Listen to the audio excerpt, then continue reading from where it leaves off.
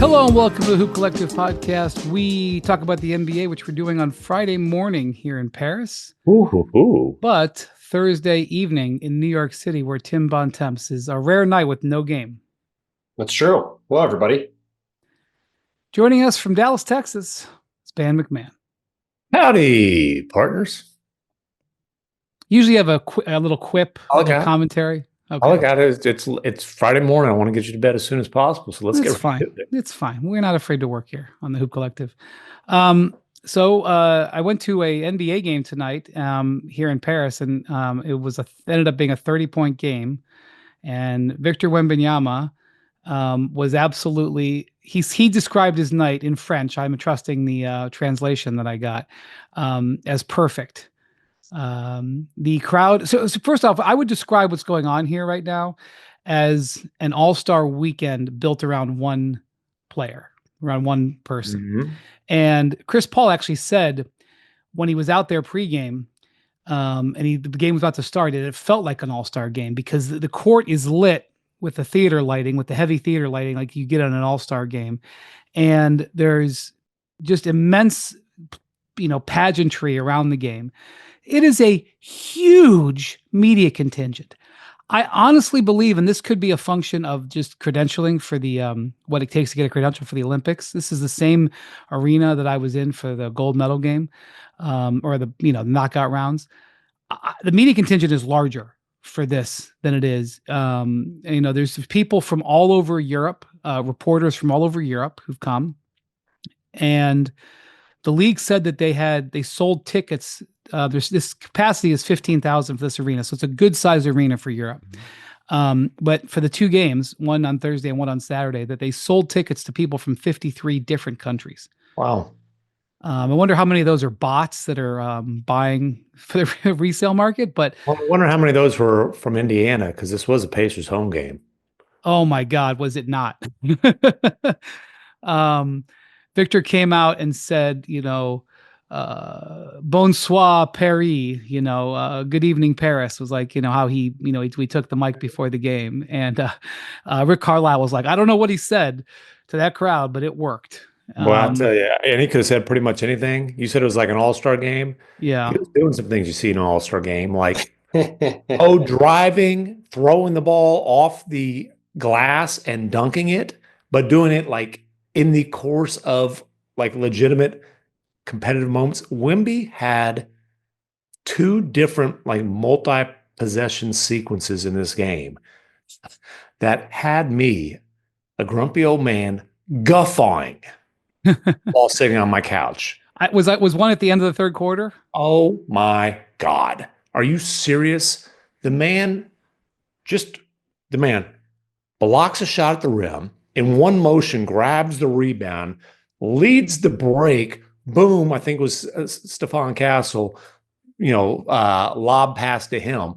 7'5", blocking it, grabbing it, however many dribbles, probably like 2 dribbles as long as his strides are, three or four, whatever, into a lob pass for a teammate. Comes back, blocks another shot, throws the outlet pass, ends up getting it back on the right wing, pump fake, drive, kick to a teammate for an open three. And then what does he do on the next defensive possession? Blocks another shot. This one was like a freaking volleyball spike. Again, ends up getting it outside the three-point line. Pump fake, drive, kind of got stuck, kicks it out. I think it was Sohan drives right into a lob to Wemby with a finish. And it would have been a 4 straight block, but the fourth one was a goaltend. But like, I've really never seen somebody dominate defensively and make plays on the offensive end for that long of a sequence before. Like just flat out swatting everything and making plays on the other end. And in the first half, he had one where crosses half court, is a trailer, a catch and shoot 3 from the freaking logo from one of the 2s in the Paris 2025, swish. Next possession, comes up and sets a screen, slips it, dives to the rim, catches, dunks. And then God, I don't remember what the possession was after that, but it was something ridiculous.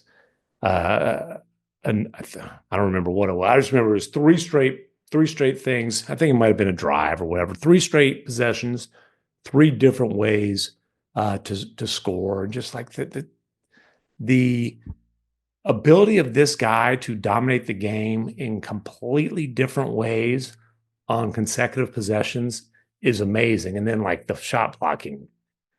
I mean, I don't want to say we've never seen anything like it because Akeem blocked 3,800 some odd shots. I'm telling you this. Yeah, I mean, Bill Russell back in the day, we don't have stats, but one Sure. assumes that there was a lot of domination. Before Wemby, I thought Akeem's record would never be approached. I don't think that anymore. Well, it's our research group, I think, said he's reached 400 blocks in 108 games. I mean, even I could do the math on that. I mean, that's pretty good. I believe that's about 4 a game. So what I thought was interesting, in the end of the third quarter, probably his most mundane play that he had was at the buzzer. He had a putback, but it put him up 25, and the crowd, gave him a standing ovation, sending him to the bench. And there's a scout that I know who's at the game. There was a French All-Star game earlier this week for their teenagers. They sort of did a display for all the NBA personnel here. And so he was in town for that. So he went to this game, and he sent me a text at the end of the third quarter. He's like, I got some breaking news for you. We're in big freaking trouble in LA 28. Because I don't think he'd seen Victor play live before. Yeah. By the way, I reminded myself the third play in that sequence in the first quarter. So 32-footer from the logo, dive to the rim for a dunk.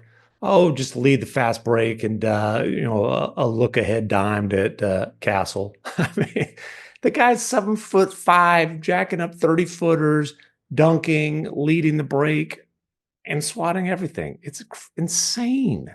We have seen over time that Victor is a guy who really lives up to the big stage and really embraces the moment.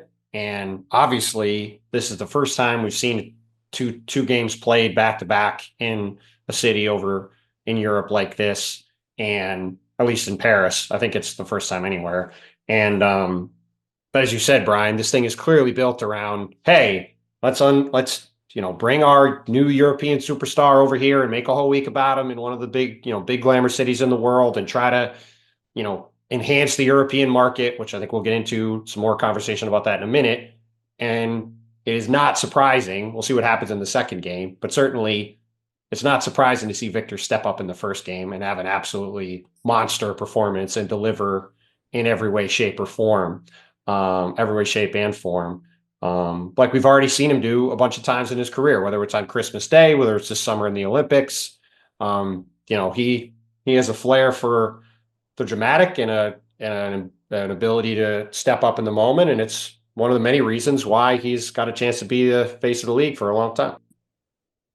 Yeah, before the game, Adam Silver had a press conference, and he said it's a pleasure to be a part of the league with Victor Wembanyama. And that's one thing he said during that press conference that I agreed with. There's no all right, we'll get to that. After the game, Rick Carlisle, the Pacers coach, was like, France should be very, very proud. I mean, like, this is a guy who's 21 years old. Like, I mean, this is what I mean by, like, it's an all-star game for one person, like, and he delivers in it like, crazy. And, it wasn't a particularly good NBA game. The Pacers had actually been one of the hottest teams in the league. I think Brian, they won by 30. Of course it wasn't a good NBA game. I mean, come Right. on. It's not a good any game. One team won by 30. It was a brilliant individual. Yes. I mean, the Spurs played well as a team, don't get me wrong, but this is a brilliant individual performance. Oh, yeah, of course. I'm just the giving Pacers, Brian a just hard so you know, and I mean, we're over, they had to travel and everything like this, but the Pacers since the new year had been like the number 2 defense in the league. That, they surrendered 140 and 45 in the third quarter. Yeah. So it was an incredible show. Victor said it was one of the top 5 performances he's ever had. Well, Christmas is on that list. And Victor is not, how about the 40-20 game? That was the first time I've seen him. I mean, I'm not even sure Christmas is on that list. He had a nice game that day, but I mean, he missed a ton of shots. Oh my God. No, I mean, the guy's got an impressive list. That's all I'm saying. his numbers in this game weren't unbelievable. It was a good game numbers wise, but I think the reason he's saying that is just because Because everything it was there. Yeah, for sure. It was a ho-hum 30, 11, 6, and 5. Yeah. I mean, What's I'm saying, it wasn't ho hum, but like, he's had a lot of games like that statistically. And if it was a closer game, he would have stayed in and played more minutes down the stretch. Sure. But, I mean, the two sequences that I described they were real-time Victor Wembanyama highlight reels where he's just That's right. crazy possession after possession after possession. You guys know what I say. We put no ceilings on Victor Wembanyama. This was a night where that felt real. Okay, so before the game, Adam Silver had a press conference. It was a long press conference. It went about 45 minutes. And there's a huge media contingent. I can't believe how much media were there. And he got questions from media from all over Europe and a few Americans. But really what the focus was, and I'm not, guys, I'm not sure. I mean, we do have quite a few listeners over here. I had a number of people in the last couple of days ask me how my voice was doing. Thank you. It's back, just back in time. But I'm not sure how much the American fan cares about the NBA's European plans. But Adam Silver, I mean, it's not official, but he's basically saying what they're intending to do, which is, and this is what he talked about in this press conference, that the NBA is seriously considering, or I would even go far as to say planning, launching a European league. Yeah, I honestly don't know that Americans care much. I would imagine that and you mentioned this in your story, but you've obviously been on the ground there. I would imagine there's a lot of people in Europe who aren't especially thrilled by this. Like, it's kind of saying, hey, you guys don't know what the hell you're doing with this league that you've had for decades and decades and decades. Let some professionals take over. Yeah, the Euro League, which is an 18-team league, which has teams from Spain to Israel, has been in existence since the 50s. The NBA came in the late 40s. So this has been around a long time. And the NBA used to partner with the Euro League. That is obviously over for the time being. And, it hasn't been official. It's possible it won't happen, but the NBA is going to come for it. And Adam Silver basically said, I'm actually, let me get the quote because I don't want to be flippant.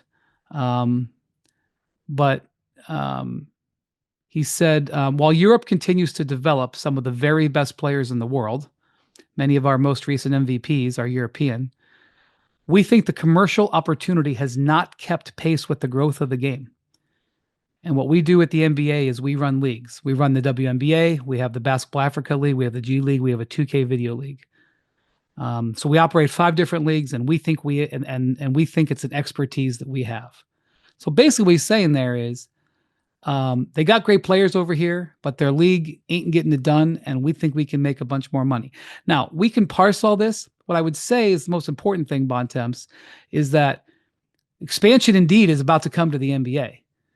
And just to be clear, these teams would not play the NBA teams, different leagues. Now, maybe down the line, there would be some sort of crossover play. But the expansion that's coming to the league, what the league is looking at expansion right now, the league is spending a lot of time on expansion. And by the way, the entire NBA front office was here. And I know it's Paris. I know people like to come to Paris, but this is a working trip. It was like a finals or an all-star game. All of the brass, all of the top executives, all the top lieutenants were all here because they're all having meetings. But what it means, Bontemps, is that they're not really focused on NBA expansion. So if you are a Seattle or Las Vegas fan, I don't think that's off the table. Like, not going to happen. But I think the timeline for that is definitely out because this is what their focus is. Yeah, I wouldn't quite phrase it that way. I would say that nothing has changed on that front, right? Which is that, as we've said for a while now, the timeline for expansion in the NBA is going to be determined by what happens with the sale price, in particular, the Boston Celtics, who it seems like we're approaching, we could know as soon as this week. I think we're going to know fairly soon, at least what the next stage of, I shouldn't say this week, but I think we're going to know fairly soon what the next stage of that bidding process is like. And if that number is, north of $5 billion, I think that could very easily help along the expansion process. But look, like you said, when you look at this NBA Europe league that Adam talked about today and that we've been reporting on for a while, you and I come back to the same question MacMahon had before, and it's the one I've had privately for a while, which is I just don't really understand what the point of this league is.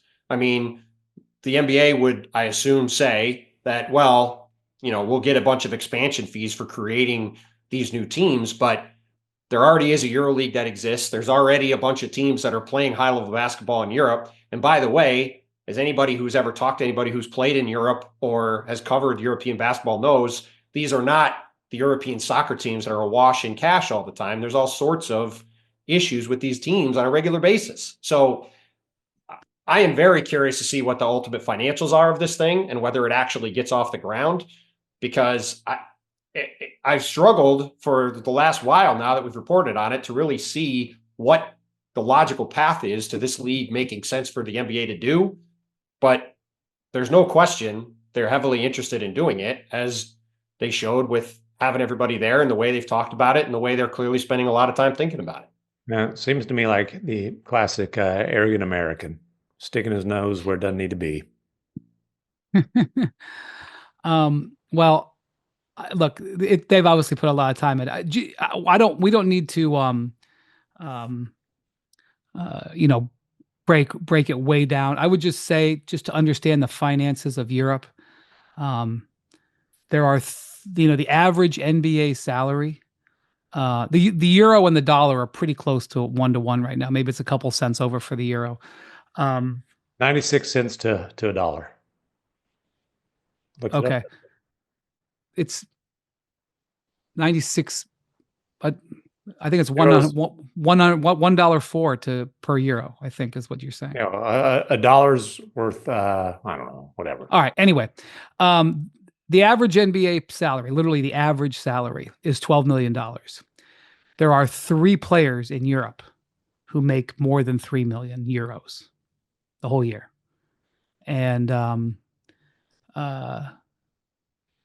of them make more than 3.7 million euros. I just like to me. So just to illustrate the finances of the two, not that you're comparing it, but the finances in Europe for these teams are just, it's not that, there's not, Silver is basically saying that they're underperforming, and that may be true, but just to understand, like, this is what they're paying their top players. I'd be much more interested in marketing the NBA in Europe than trying to build a rival league to the EuroLeague. But hey, what do I know? I don't have fancy degrees. I don't have all the understanding of everything, and I've spent a lot of time over here. I've spent time going to these games and everything like that. What I would say is, and I hate to be the saying get off, my lawn, but I would spend the time developing the NBA in America, is to help that. Sure. Sure. By the way, you guys want to guess who the highest paid player in? I know, so I'm not going to. Is it still Mirotic? No, it's not. That's a good guess. He was when he went back. He's in the top 10. Who is it? Bontemps. It's Sasha Vezenkov, who just left the Raptors after getting traded from the Kings to go over there. Yeah, he got a buyout his contract, I think, but walked away from the money. Yes, right. Yeah, to go back. He had a game like 2 weeks ago, real quick, just as a Sasha Vezenkov pod. He plays in Turkey, doesn't he? I think Bontemps. I believe he plays for Olympiacos now. Oh, he plays for Olympiacos. That's right, in Greece. This is an interesting little factoid, and you can Google it. It's worth Googling just to see it real quick. He had a 45-point game 2 weeks ago, and 45 points in a FIBA style game is like worth 56 points, give or take, because the shorter game and the style of the game. Oh, you can't convert euros to dollars, but you can. That's right. Anyway, he had 45 points, and I believe he dribbled like 12 times. Yeah, he's a terrific Thompson shooter. Special. Yeah, he's a terrific shooter. Always has been. Yeah. I actually watched that because it was crazy. Speaking of 3-point shooting, Yes. Okay. So this is what fired up MacMahon. Go ahead, MacMahon. Okay, so I don't know who asked him the question. I don't know if it was an American or European, but It was an American. okay. And the question was, Commissioner, do you feel like the NBA has kind of reached an efficiency trap that baseball reached a few years ago, where teams were behaving in a way where they were trying to maximize winning, but it ultimately hurt the product? And baseball took a number of measures to try to fix that. And if you feel it has, does the NBA need to do something small or big in that regard? pardon my French, but what the bleep are you watching? Folks, don't listen to the blubbering idiots out there on the internet and maybe even on your TV. This is the best offensive basketball of any era in the history of the game. It is the most aesthetically pleasing basketball that has ever been played. I do not understand why there's this fetish for mid-range jump shots. Like, when did mid-range jump shots become some kind of fun thing to watch? Let me just tell you, mid-range jump shots are like toes. There's a select few that are really pretty. what? But the vast majority of them, That was a curveball I was not expecting, Yeah, Bontemps. okay. Yeah. Like, how many ugly ass feet do you see? Those are You're most. all right. You're out of here. You're all right. Enough. No, I'm just What do you- telling you. That's the simple fact of the matter. That is, for those of you who can't understand elementary school math, that's how you should translate. Well, listen. Boogeyman, I'm not done. Do not interrupt the commissioner. Okay, I told you. I'm giving my answer. He gave us like gentlemanly lawyer. All right, answer. just continue. I'm going better call Saul on that ass. Just all right? continue. Listen, if you don't think like this is the most talented, skilled, diverse set of superstars in the history of the world, it's because you're whining and not watching. Shea Gildas, I'll just go down the list, just the top scores. Shea Gildas-Alexander, you love mid-range jumpers? He has one of the most efficient, efficient's a bad word. He's one of the best damn mid-range jump shooters in the history of the game. The guy scores at every level. You want mid-range jumpers and tough defense? Turn into Oklahoma City Thunder games. You have to go on League Pass because we never put them on national TV, including Christmas, but we'll probably fix that next season. Multiple Thunder games have been added to national TV. Don't interrupt the commissioner. You hate the All right, we don't with this. Just don't make this a 15-minute Adam Silver answer, please. Mute Bontemps. I have power of the commissioner's office. You really hate like Tony Reale. Just move along. You hate 3-pointers. I will give you a double-fisted bird. Double that. That's how many times Giannis has made a 3 this season, and he's averaging 31.5 points per game. Guys are just shooting all these long jumpers. Giannis is attacking the rim more ruthlessly, more relentlessly than anybody has ever done it. We're talking about a 2-time MVP, Finals MVP, who's the most dominant paint attacker that we have seen. How about, you don't like threes? You know who shoots the fewest threes in the NBA? The Denver Nuggets. Now, if you live within like 600 miles of Denver, you can't watch them because our league pass is all jacked up. Maybe we should worry about that instead of Europe. Yeah, not that many people in Denver can watch them because of the altitude. That too. The altitude network issue. But Nikola Jokic, dude, this is a 7-foot, 280-pound Serbian blend of Magic and Bird who makes 30-point triple-doubles look easy. The best paint touch we've ever seen. One of the best passers we've ever seen. This is a team that flies up and down the floor. I mean, just scoring all different kinds of ways. The guy averages 30, and scoring's not even what he does best. Now, LaMelo Ball, okay, that's the 4th leading scorer. He does just jack up a bunch of crap playing pickup basketball. Whoever crosses half court with the ball has it. That's the exception, though. Tatum. The Celtics. The Celtics shoot way too many threes. The Celtics had the best offense in NBA history last year. You want to whine about how they shoot so many threes? You think they're just jacking them up? Watch how they create threes. Like, give credit to some skill and some scheme. It's the best era of offensive basketball we've ever seen. You sit here, you whine about analytics. I'm going to go out there and watch Wemby, and you tell me who has more fun. That should have been the damn answer without Bontemps interruptions. Well, Boy, okay. he has Again, been waiting for this one. he Bontemps. has been waiting for this one. So I think while I agree with everything you said, I think you're missing the point of what he is saying and the concern that he has, which I don't agree with, but I'm going to explain. Which, let's go back a month ago to when Adam Silver talked in Vegas at the NBA Cup and got asked basically the same question. Are there too many threes in the NBA? He gave a long answer about it, but the end of the answer is the most important part. Whether there's some tweaks we should make, and my sense is I do think we should take seriously this notion of more diversity in offense, to the extent that it's not so much a three-point issue, but that some of the audience, some of the offenses start to look cookie cutter and teams are copying each other. I think that's something we should pay attention to. Now, hold on. I completely agree with everything you said.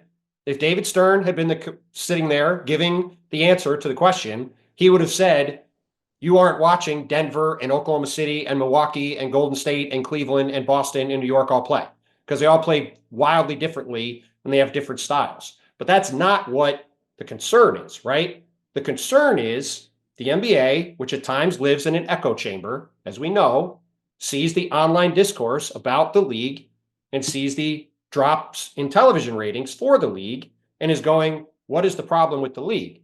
Now, just recently, we saw the college football national championship game with Ohio State and Notre Dame have a drop in ratings. We saw the NFL divisional round of the playoffs have drops in ratings. There are drops in ratings across the board. That's because the TV industry is going through a decline in ratings.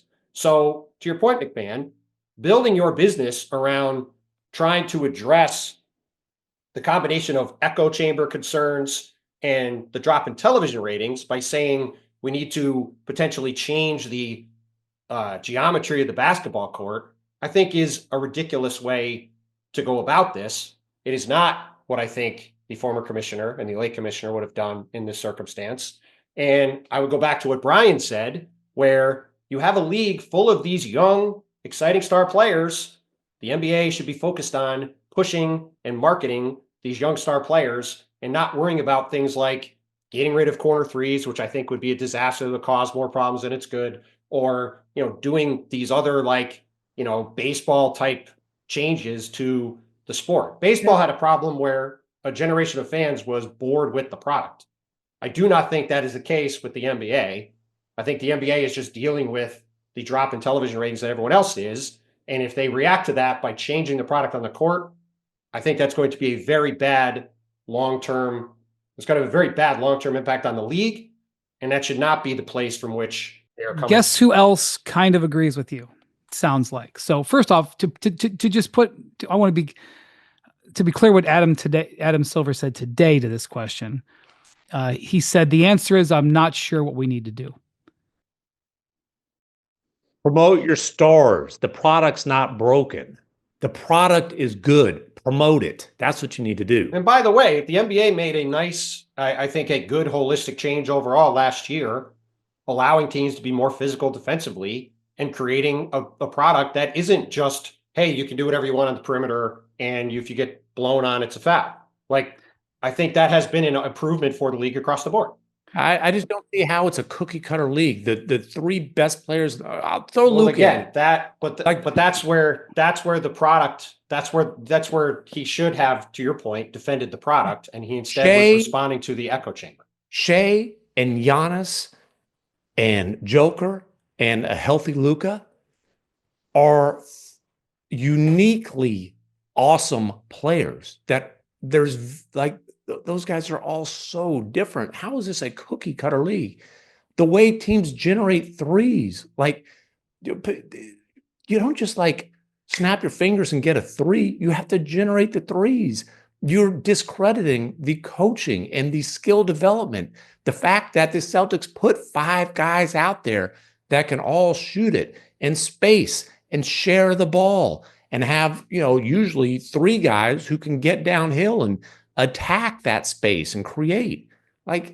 It's not just a math equation. So the guy who agrees with you sounds like is Mike Krzyzewski, who, by the way, has become, in retirement from Duke, is now a special advisor to the NBA. And this is what Adam Silver said about this. He said, something I've learned, and this came directly from one of our advisors, Mike Krzyzewski.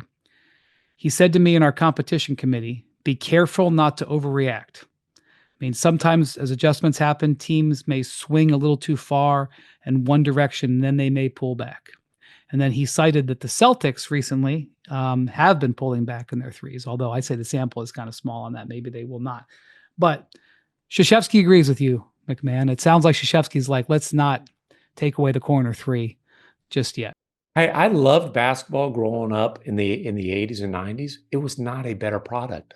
We don't want to go back to the 90s where games are 86 to 82, played at a glacial pace, and guys are spotting up at 16 feet. Like, seriously, go watch watch the Showtime Lakers. Go back and watch those games, and you're going to be like, dude, space out, get out of the way. The game is better. Get out of the way. Well, yes, but that's why, yes. And for as much as I enjoyed your impassioned argument, just outside of the bizarre foot just divergence. Yeah, the toe thing is potentially going to get lit up in the comments. I don't read the comments. Mid-range jump shots are the toes of basketball. I understand that, but that's some pretty ones, but those are the exceptions. How often is he looking at toes, Bontemps? I don't want to know. Well, I don't want to know. How often you get on an airport and some guy's wearing flip-flops, you're like, damn, dude, like those toes ain't meant for public consumption. I was in New York City for the Rex Ryan thing. I don't want to even get into any part of this. All I'm saying is, if you look at what he's talking about, this is not about mid-range jumpers.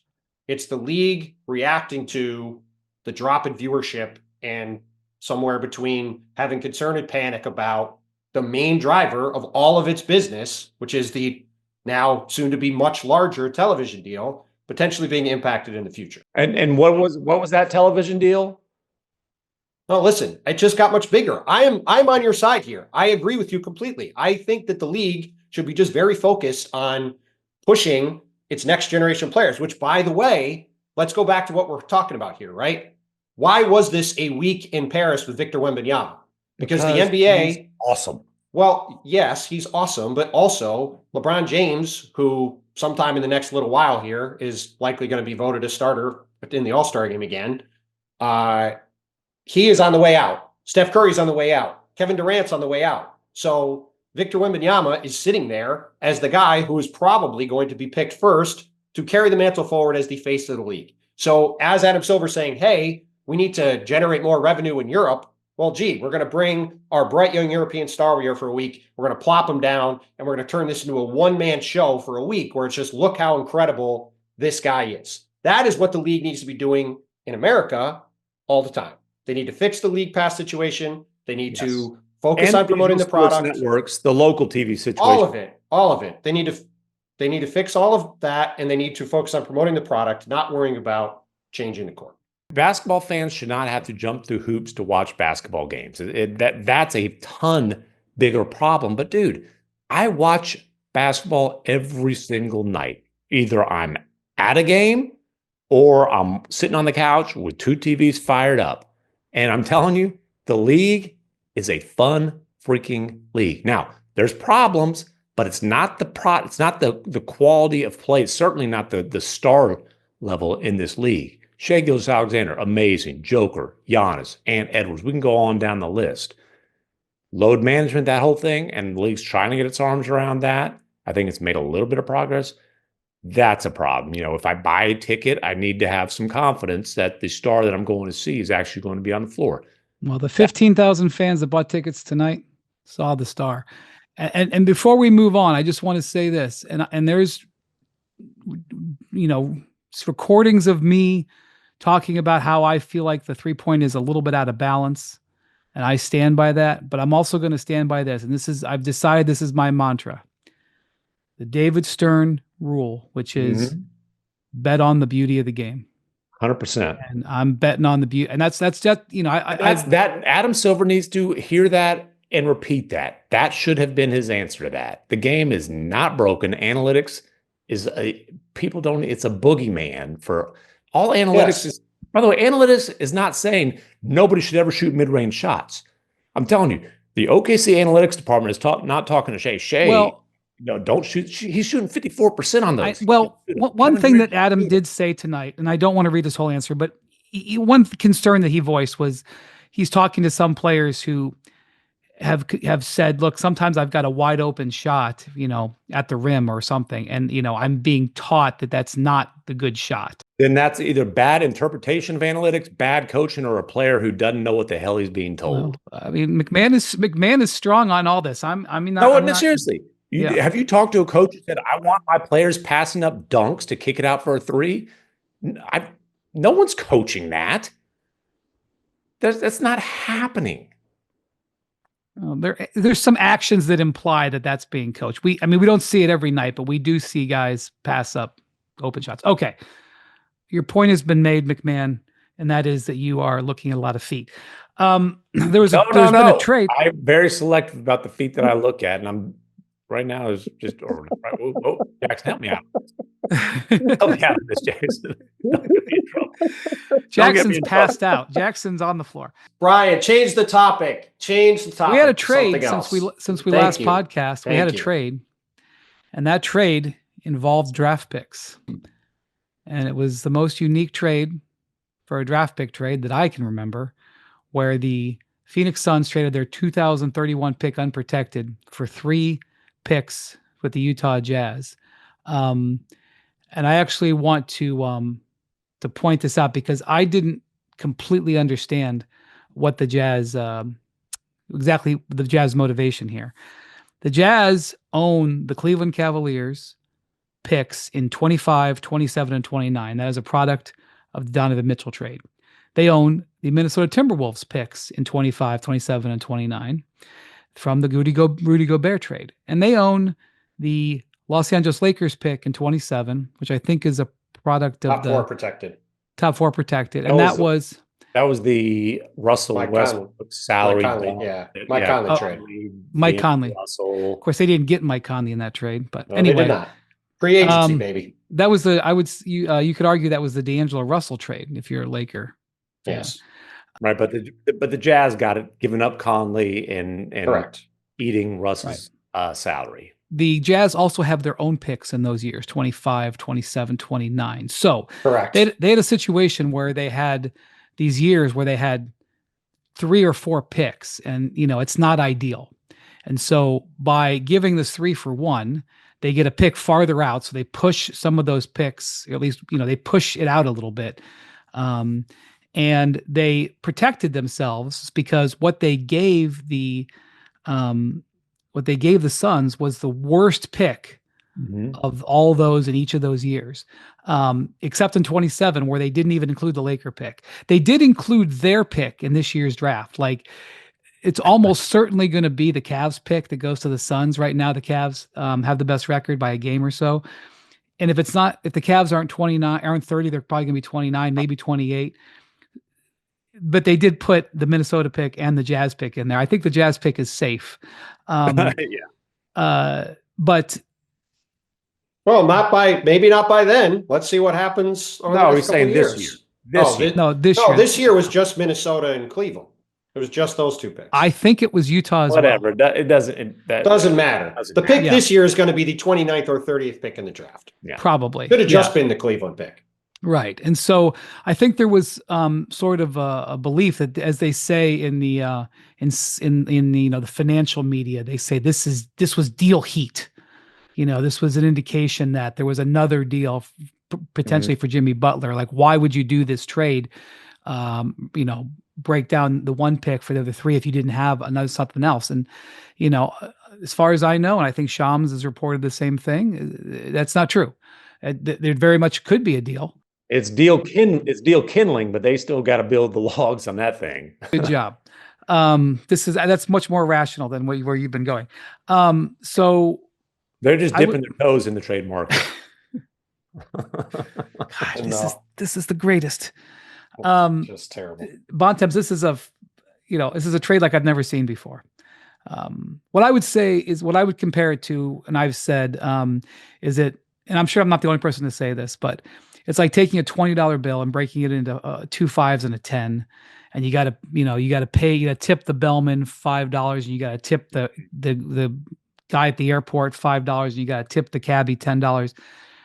That's all fine. They're all lesser than to make up the whole. But my thing is, I don't think a $20 bill is getting them Jimmy Butler. I think they need a $50 bill or a $100 bill. This I would argue this is like going to the bank and saying, "Hey, listen, I need $50," and they say, "Okay, how many euros?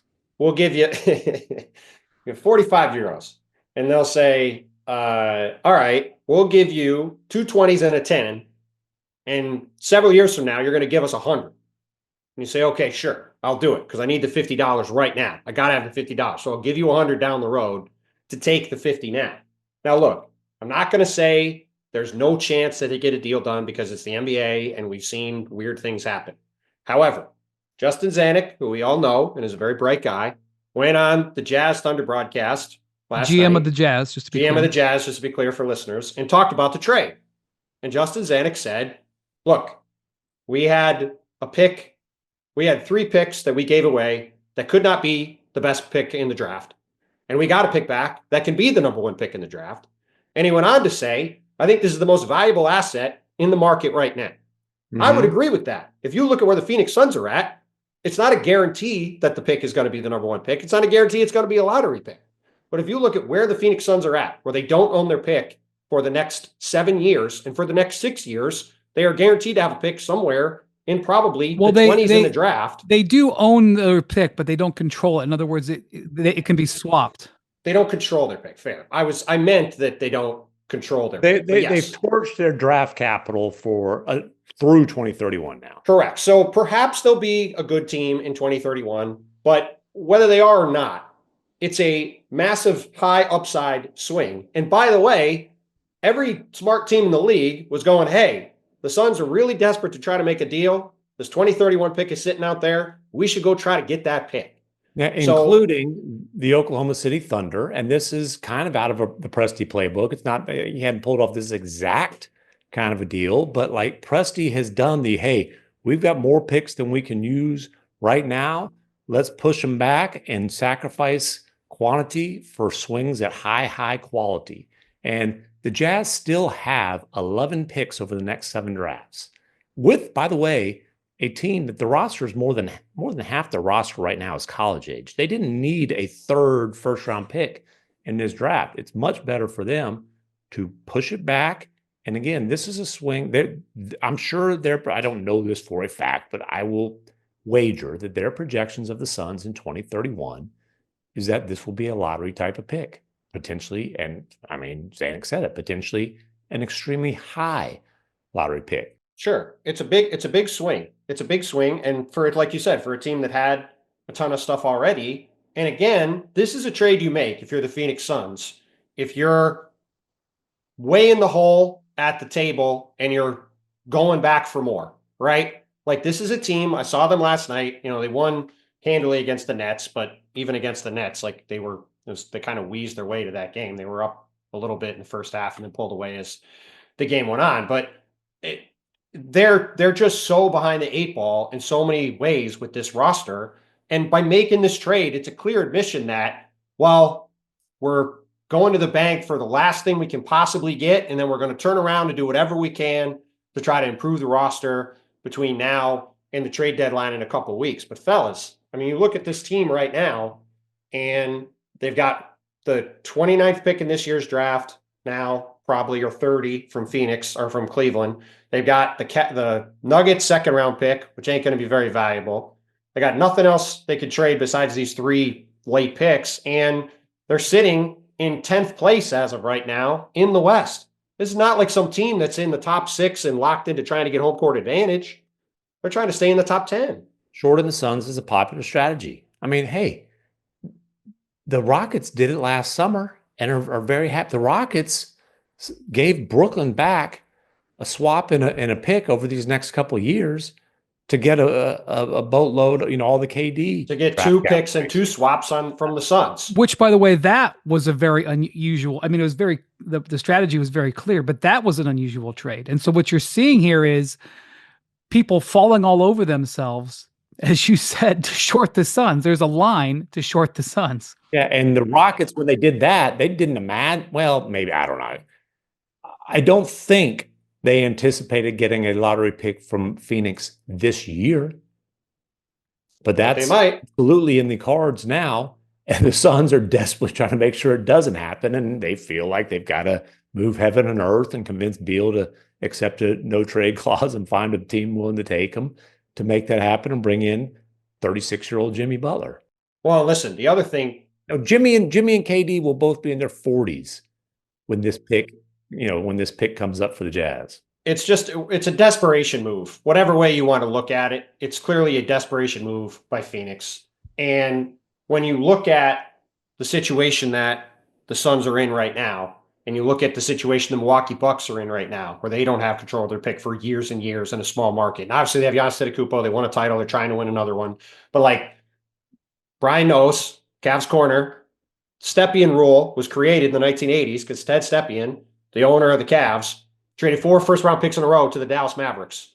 And the rule was created to prevent teams from not having control of their pick for 7-8 years in a row, specifically because the NBA didn't want a situation where a team was stuck in no man's land and had nothing to do with their team for a long period of time. And now Which is how the swap became a popular thing. Exactly, because you had to find a way to fill the gap, right? Because you could only trade first every other year. Well, now you could trade your control of your draft for 7 years by doing the swaps. You just basically nuke the Stepien rule. I would argue that if the NBA needs to examine something that's being maybe overcooked, it's not the 3, it's the trading away of your draft capital. Yes. So now, like, again, let's go back to Phoenix. Phoenix has double swapped. I was going to say Phoenix has swapped their swaps. They're, they've all their picks are gone. I mean, Matt Ishbia owns a mortgage company. This is the 2007 mortgage crisis with credit default swaps in the NBA on steroids. And you got the Rockets and you got the Jazz just waiting for that bill to come due, among other teams. And look, I don't know if the league's going to change something on it or not, but like the Nets still have some of the stuff too, by the way. Like they still have it. Yeah, they have kept some of it. And you look around the league and there's a handful of teams that have the vast majority of these picks. And then there's a whole bunch of teams that just don't have any. And it's made it more complicated to do business. And it's put some of these teams in a position where, there's just sort of, we've seen this cycle where teams like the Nets, and we'll see what happens with these other teams, go, oh, well, we'll trade all our picks and we'll burn the house down. And then we'll turn around and trade our stars later if we have to and get a bunch of picks back. But that's what the Nets did. That's what I said. The Nets did that. But at some point, we're going to see one of these teams get in this position, and they're going to get left holding the bag with like, oh, they get 1 first back or something, and then they're just going to be stuck in no man's land for years. We're also going to. So the catastrophe in the last 20 years is the Nets who traded everything and then ended up tanking because their owner gave up. And they watched multiple top 5 picks go. Jason Tatum, Jaylen Brown. Here's the foundation of a championship team. Right. Yep. And so that's the worst part is when you're that. So I don't know. You mentioned the Mavericks. Okay. I got an idea here. What they got to come up with an Ishbia rule to get all this stuff under control. You call it the Ishbia rule, and then since the league's trying to create all this revenue, well, they call it the Stepien rule after Stepien sold and he was out of the league. Can I have my idea? The Ishbia rule, and then you sell a sponsorship to it. The Ishbia rule presented by Rocket Mortgage. Oh my God! Hey, what would Dan Gilbert pay to that was a very deep cut. What would if people listen to Hoop Collective? I bet at least yes, I know. Analytically, I bet 76.8%. He's back on analytics. Oh God! I would just say that I remember the first time I met Matt Ishbia, who, by the way, I like. He had done the Durant trade, and a few weeks later, I was in Phoenix and I went to a game and he was there, and I went to meet him, and I said to him, it's amazing. Like, you could own this team for another 20, 25 years and not make a trade as big as you made your first, 6 hours as the owner. And he fundamentally rejected that premise. Well, He's like, no, we're going to make a lot of big trades. I'm going to make big trades all the time. And I was like, okay, cool. And like, to his credit, that is how he's operated. He's like, yeah, he has a chronic case of new owner syndrome. I really like him. And there are people who would love an owner like that. Game under my guidelines, but he is quite a character. Well, he played college basketball and won a national championship. Just so you know. He won a national championship as a member of a college basketball team. Yes, he did. He was on the roster. I didn't see you on that roster. Let's just think about it this way. He hasn't owned the team for 2 years. That's true. He hasn't owned the team for 2 full years, and they've made a lot of moves. Well, and maybe he's like, we keep figuring out how to do these moves, and we'll keep figuring it out. In 2031, we'll figure it out. Every year you get access to another pick. And the counterpoint to that would be, you haven't figured it out real well so far, buddy. Listen, but you know what? We operate in the world where we analyze and talk strategy. That's the world we operate in. If we all were really good players, we would probably be talking about the fundamentals of the jump shot. We're not really good players. I thought I that was on a tee for MacMahon. I thought he was going to say. I was waiting for him to. I was waiting for him to shoot his mouth off. A low post guy. So I would just say that I could definitely post a Bishbia. That's true. You could. I'll bet you could score on him. Although he probably would. He probably believe he could shut you down. He's a flopper. He'd flop. I've seen him. He did it to Joker. I forgot about that. That happened in the first couple of months got too. Joker teed up. Oh my God, that's not even the top. By the way, that was the moments. last playoff win for the Suns. I would just say that is a wild. That is a wild stat right there. Last year was a rough year for them in the playoffs. I would just say that there are a lot of fans, maybe not a preponderance of fans, but a lot of fans who love their guy going for it. No, 6 to 29 fans on average love it. I mean, if you're a Utah Jazz fan, are you excited that you got the Suns 2031 pick, or would you rather have your team, fighting all out to try to make the playoffs this year, which is what the Suns that's really not the right way to frame it, though, because I agree that's not the way to frame it if you're owning a team. But even if you're a fan of the team, it's like saying to a 7-year-old kid, would you like to have ice cream for dinner every day for a week or not? The answer is yeah, of course. That people would rather have the team be good right now, but that's just not a realistic way to look at this. Even if you're a fan, the question should be, would you rather have your team be good and consistently good for a long time, or would you rather be good for 2 minutes? Because that's what we're talking about here. Some people would say 2 minutes. As a fan of the newly crowned national champions in the college football playoff. Yes, they won a championship. And that's Ohio State getting their 2 minutes of fame here. Give me a break, dude. This is not a commentary on Kevin Durant. It's just a statement of where the teams are at. The Nets traded everything they had nailed down to get Kyrie Irving, Kevin Durant, and James Harden. They won 1 playoff series. The Suns have done the same thing to get Kevin Durant and Devin Booker and Bradley Beal. They've won 1 playoff series. They may not win another playoff game. Well, they haven't won anything with Beal. If you win the title, as you have always said, you never have to say you're sorry. The flag flies forever, and it's great. But if you're going to go all in like this, you better win. Because if you don't, you're going to be in a lot of trouble. And by the way, because this is another favorite topic for MacMahon, the All-Star starters in the East have been announced, and LaMelo Ball is starting or not? He's not, and he shouldn't be. He is not starting. Jalen Brunson, the only real drama was whether Jalen Brunson would get the second guard spot against Donovan Mitchell, and he did. Yeah, Donovan Mitchell, Jason Tatum, Giannis Antetokounmpo, Karl Towns, and Jalen Brunson. Wemby, were you about to make a Zaza Pachulia joke? Well, that's why they split the vote up to give the media and Zaza Pachulia almost got voted in as a starter one year. He's in Dallas. I just talked to Zaza the other day. How's he doing? He's doing great, man. He's got. LaMelo is also averaging 30 points a game. I know, but he's not an all-star. Wouldn't quite put him in the LaMelo, the Zaza Pachulia category. But he's not going to make the all-star team. So that's going to actually be very interesting whether he. Well, I'm going to tell you. I'll tell you what. He didn't get the media or the player vote. Right. And I'm doubting he's getting the coach's vote. So Yeah. I'm It just is gonna interesting because Jalen, I'll be curious to see what the final ballot is because Jalen was fourth behind Damian Lillard in the last round of voting. And for that to be 50% of the vote and him to end up as a starter, it means he got a ton of player and media votes or he leapfrogged Dame or both. Well, just did we read the 5 East voters yet, or East starters yet? Okay. Yeah. And again, I think these are the 5 guys who deserved it. The only question was whether it would be Jalen or Jalen, Dame, or LaMelo as the other guard. So the West will be out in a minute. After I believe by the time we're done talking about the Bulls and Mavs, we'll know. Well, I want to talk about the Mavs because they got dealt with another blow to this season. They had such an incredible run in the last season, and this season has had just from Luka getting dinged up in training camp onward, MacMahon. It's just not going their way. The latest being Derek Lively with a fracture in his ankle, 2 to 3 months. And the guy is a vitally important player for Oh, them. he's their third most important player, no question. This one's a big time kick. Luka's hoping to get back before the All-Star break. We'll see about that.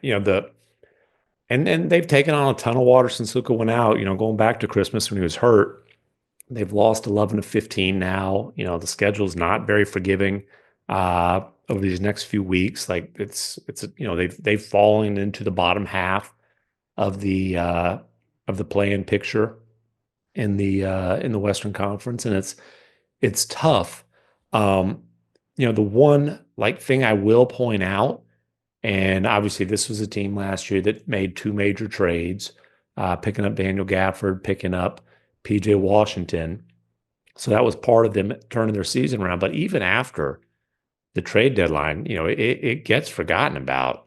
But this team lost. I'm finding it right here in late February, early March. This team lost 5 out of 6 games, and was did not look anything like a contender. Boom, flipped the switch, and that's when they went on that 16-2 run, and everything came together.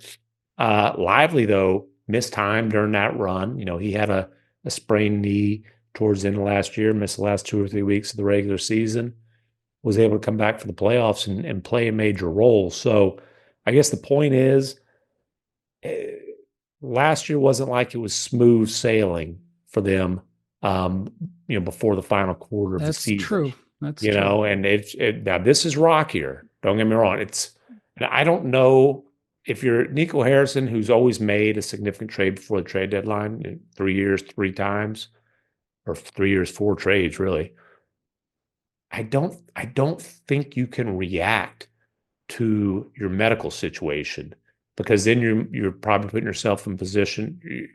You're going to end up playing whack-a-mole, creating one massive void to fill one that might be more temporary.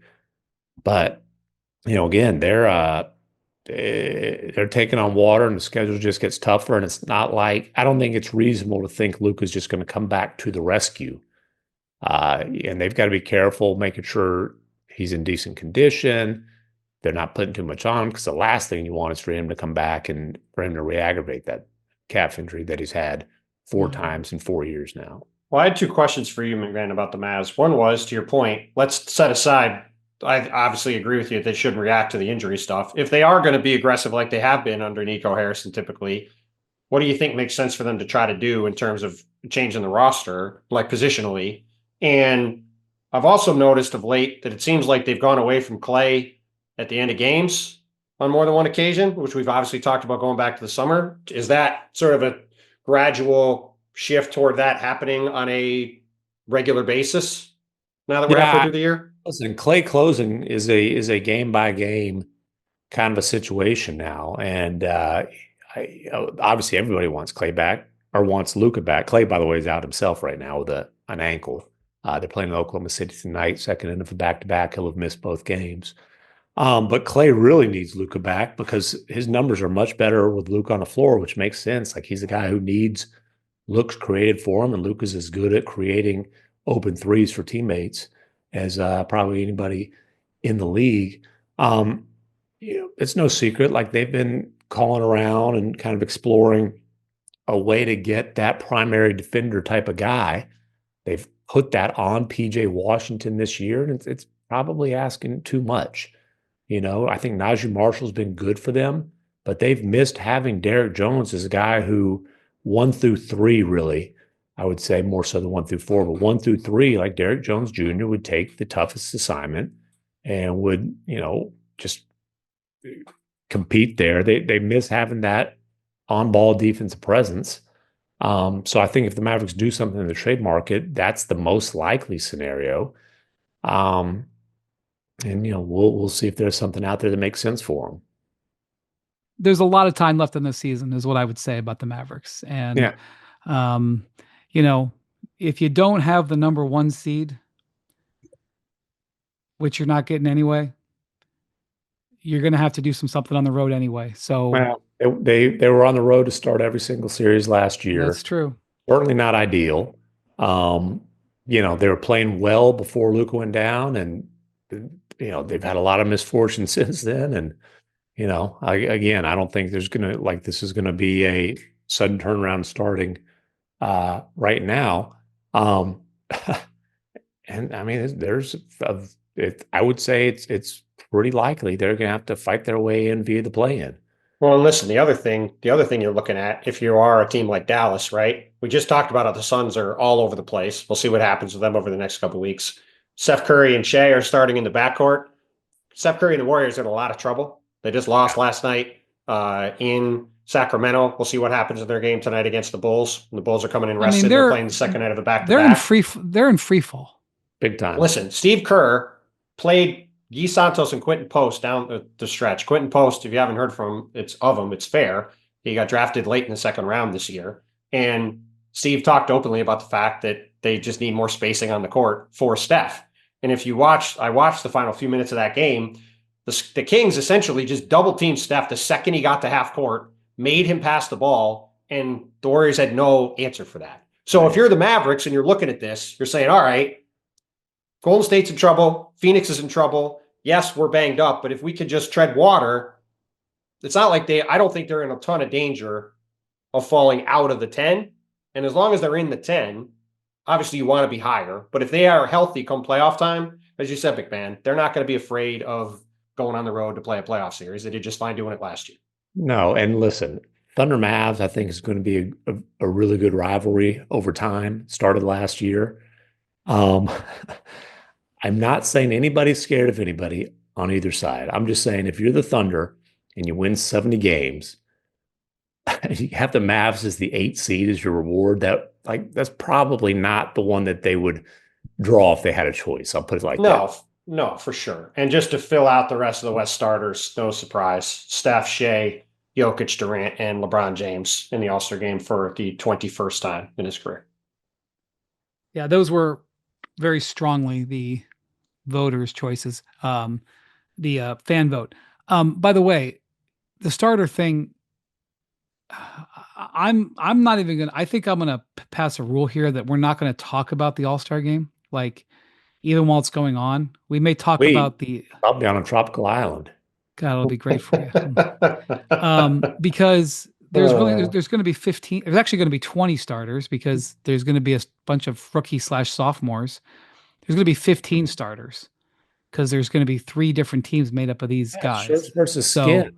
The interesting thing about today was, as you said, this was the best chance for LaMelo Ball to make the team. We'll see if he does make it as a reserve, but he had a better chance of making it with the fan vote, him leading the fan vote, than he did with the coaches getting him in, probably. Because frankly, like we talked about, we did the rosters a couple weeks ago. The strength in the East is in the backcourt, and there's a ton of options to choose from in the backcourt that are going to make it challenging for him to get in, even with Jackson wants you to take photos of your favorite feet from the beach when you're on the island. Oh my God. We're going to have a whole new crew of people watching. Oh God, what are we doing? Oh my God. We're going to have a whole new crew of people watching on YouTube now. Oh, man. MacMahon, listen, and I ain't gonna say I got bad toes. I got there was MacMahon just showed his feet. My right big toes it's in tough shape. MacMahon just showed his feet on camera, and they would tell you, never give your feet away for free. Okay, thank you to Jackson. Thank you to Jackson, our producer. Thank you to God. Bontemps, who just painted his podcast room there and got back in despite the fumes. Yes. Yes. I'd like to say thank you. Know, MacMahon had great takes in this pod, but I'm not sure I should thank him. No, you should not. I will thank him. Thank you, MacMahon. Thank you for watching and listening to the Hoop Collective. We'll be talking to you next week. How did you say that French thing again? Bonsoir. No. The Adios Amigos version. Au revoir, mon ami. Au revoir, mon ami, and adios amigos. Oh God.